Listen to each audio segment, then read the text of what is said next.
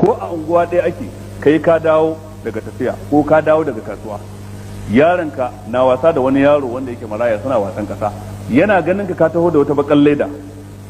sai ɗanka ya daina wasan kasa ya rabu da wancan, ya kama ka yana maka oyoyo babai je rungume ka da kasar da komai, tun da ɗanka ne baka jin cewa kazanta ce ka ɗauke shi ka shiga da shi cikin gida,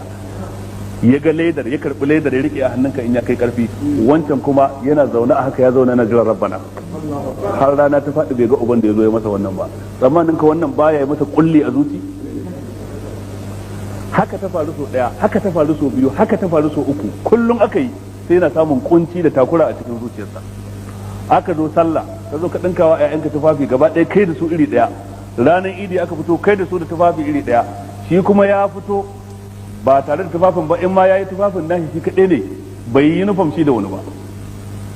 sannan baya da uban da ya riƙe hannun shi ya bashi sallaya ya ce zo mu tafi idi.